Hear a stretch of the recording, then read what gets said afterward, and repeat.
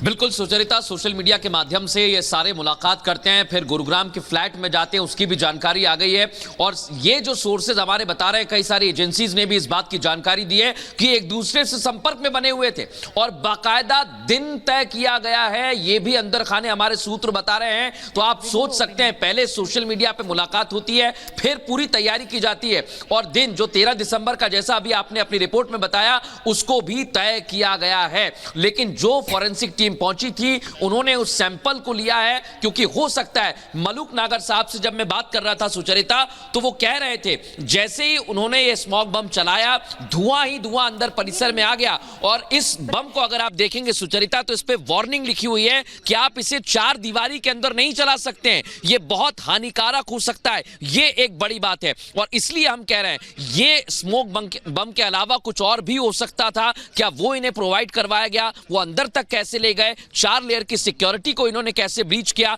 जो physical frisking होती है सुचरिता, वो हमें कहीं भी यहां पर दिखाई नहीं दी, क्योंकि अगर फिजिकल फ्रिस्किंग होती तो फिर कैसे ये जूते में फंसा कर लेकर जा सकते हैं? ये कुछ बड़े सवाल हैं। हालांकि अभी तक 6 लोगों को हिरासत में लिया गया है और अभी उनसे पूछताछ की जा रही है। हो तो ये भी सकता है कि इनके साथ साथ कोई और हो, और इसलिए सुचरिता बार बार जो हम कह रहे हैं कि इन्हें पास दिया गया, पास में एक एक जानकारी दी जाती है, वो जानकारी भी इन्होंने साझा की। और उसके बाद ये मोबाइल फोन कहां से लेके आए थे, क्या इनके फोन में कुछ चीजें हैं, क्या इन्होंने किसी से ये घटना से पहले बातचीत की थी? यहाँ पर सिर्फ 6 आरोपी नहीं है, इस तरह की प्लानिंग करना, कोई इन्हें उकसा रहा था।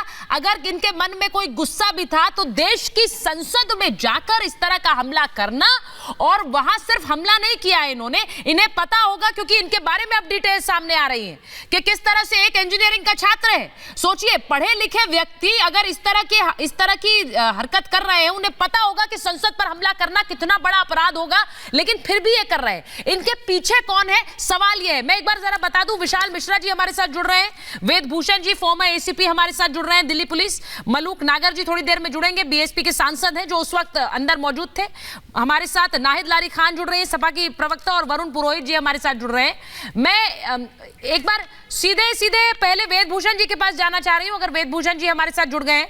ये बहुत बड़ी चूक है, और जिस तरह से दिल्ली पुलिस जिस तरह से इस पूरे मामले में अभी जांच कर रही है, मैं आपको बताऊं कि 2 तरह की जांच चल रही है। विजुअल चलाइए जरा स्क्रीन पर। 2 तरह की जांच इस वक्त चल रही है, एक दिल्ली पुलिस कर रही है, एक पार्लियामेंट सिक्योरिटी अपनी तरफ से कर रही थी। तो वो जो है, अगर वेद भूषण जी को माइक दे दीजिए मृदुला।